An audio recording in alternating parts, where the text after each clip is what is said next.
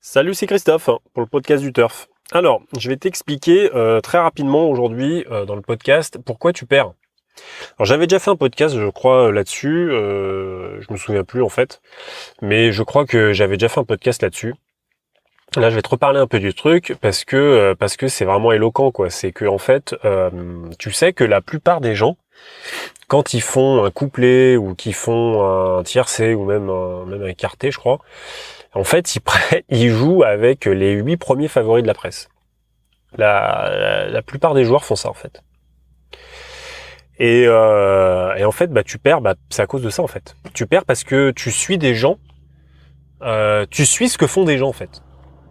Alors des gens, certes, des professionnels, des journalistes qui ont des accréditations de journalistes, qui connaissent les chevaux, qui connaissent, on va dire, leur métier, tu vois. Je veux dire, ça, c'est pas, y a rien à dire là-dessus, tu vois ce que je veux dire. C'est pas sur le professionnalisme de ces gens-là, moi, que je remets la faute. Hein. En fait, c'est pas ça du tout.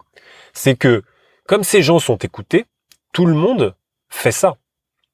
Tout le monde fait le ticket que tel journaliste ou que telle synthèse a donné, tu vois. Et du coup, comme tout le monde le fait, forcément, il y a peut-être plus de chances que ça arrive. Mais le problème, c'est que quand ça va arriver, ça va payer rien du tout, quoi. Donc tu vas perdre. Puisque, en plus de ça, ce qui est formidable avec le PMU, enfin avec le PMU et les paris hippiques, c'est que assez régulièrement, t'as des arrivées complètement loufoques, quoi. Tu vois, qui vont qui vont complètement te tuer ta méthodologie de travail et de statistiques.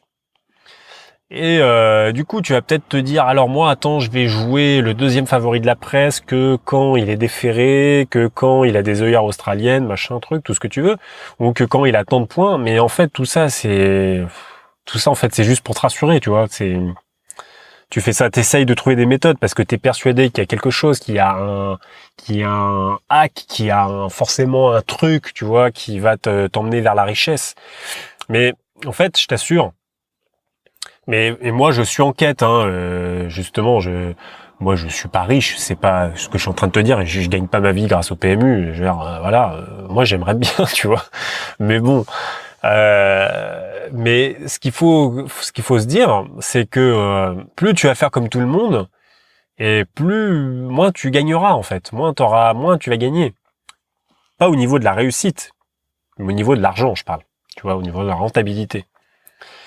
Et ça, c'est pas évident en fait. C'est pas évident parce que même, je sais, j'avais déjà fait un podcast dessus sur le pouvoir des cotes. En fait, il y a deux choses, il y a deux types de pouvoir. Il y a le pouvoir des pronostiqueurs et il y a le pouvoir des cotes.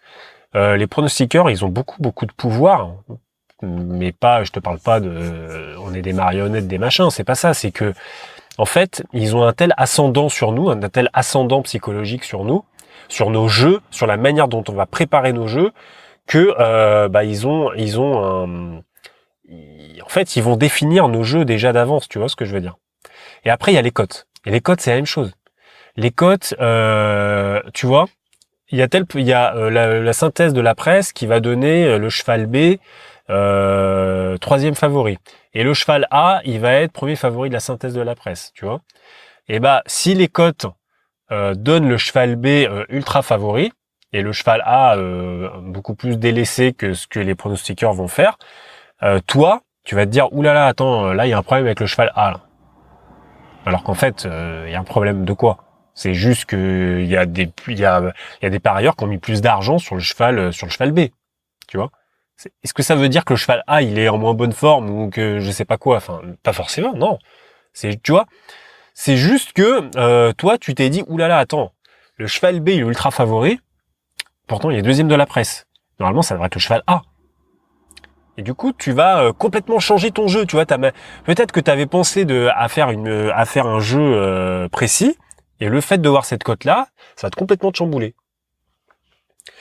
Et du coup, en fait, tu vois, tu perds aussi pour ça, parce que tu vas suivre ce que font les autres, ce que les autres font en fait. Tu vois. Et je le répète, hein, je l'ai déjà répété plusieurs fois, mais je suis un peu pénible avec ça, mais franchement, plus tu vas faire comme les autres font, et plus tu vas perdre. Je veux dire clairement, dis-toi une chose, Il faut que tu bouges ta manière ta manière de jouer. C'est vraiment, si tu m'écoutes et que tu joues comme les autres font, comme si tu joues les grands favoris, si tu joues les cotes les plus basses, arrête. Enfin, je t'assure, arrête. Ça mène nulle part. Ça ne mène nulle part. Tu vas rien gagner, même si tu vas voir que statistiquement le tel cheval il arrive dans 70% des cas, machin. Mais putain, mais en fait. Il te faut il te faut un putain de capital pour faire ça. Tu vois? C'est-à-dire que il faut, j'en sais rien moi, il faut que tu aies 1000 euros de capital, que tu puisses mettre 100 euros à chaque fois sur le premier, le deuxième ou le troisième favori. Et en plus de ça, il faut que tu établisses une gestion financière de récupération des mises, parce que tu vas pas gagner à chaque fois en plus. C'est ça le pire. Tu vas pas gagner à chaque fois. Donc, tu vas miser 100 un jour. Tu vois, le jour 1, tu vas miser 100 euros, tu vas perdre. Le jour 2, tu vas remiser 100 euros, tu vas perdre. Tu auras déjà perdu 200 euros en sachant que tu mises placé sur le premier ou le deuxième favori. Ces chevaux-là, ils payent quasiment pas, en fait. Tu vois? Donc, avant de retrouver tes 200 euros, ne serait-ce que de mise, il va te falloir plusieurs paris gagnants, tu vois?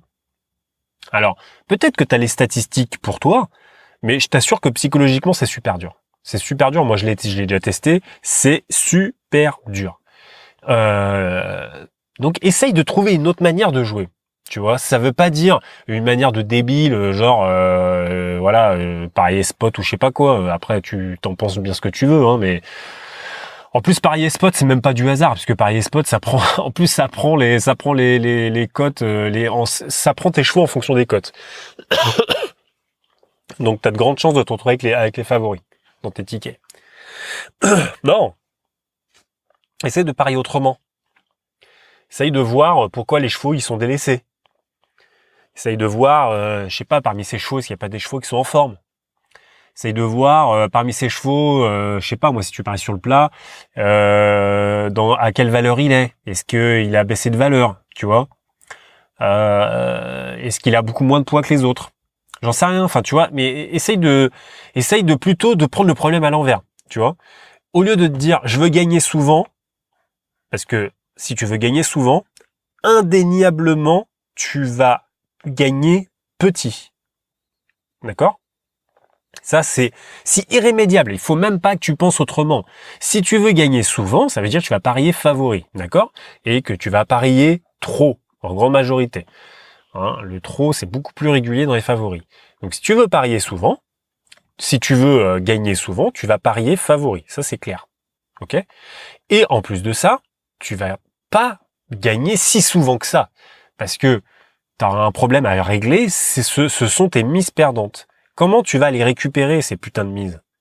Tu vas les récupérer comment? En montante? Ta montante, peut-être que c'est même sûr, tu vas te brûler les ailes en faisant des montantes.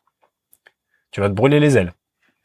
Donc, il faut que tu trouves une gestion, il faut que tu trouves quelque chose, et puis en plus, il faut que tu aies un capital, parce que franchement, si tu joues des favoris avec 1,50 € à chaque fois, bon bah écoute, enfin après tu fais bien comme tu veux, si c'est ton petit plaisir, hein. Si c'est juste un petit truc comme ça que tu fais un petit quintet le dimanche, voilà, bah écoute, ok, tu mises 1,50 €, tu veux pas miser plus, y a pas de souci, mais après faut pas venir dire qu'on gagne pas de l'argent au PMU. Non. C'est sûr que là, on peut tous être d'accord, tous les parieurs, quasiment le seul et unique gagnant dans l'histoire, c'est le PMU. C'est lui, c'est le PMU et l'État. Il récupère tout le pognon, tout le pognon, il récupère un certain montant, un certain pourcentage de nos mises. Donc, eux, ce qu'ils veulent, c'est qu'on parie, quoi, point final, tu vois. Qu'on perde, qu'on gagne, on s'en fout, en fait. Tu vois, eux, ils s'en foutent. Eux, ce qu'ils veulent, c'est qu'on parie. D'ailleurs, même plus on gagne et plus on va parier. Donc, à la limite, c'est même mieux que tu gagnes pour eux. Tu vois ce que je veux dire? Parce que tu vas encore plus parier.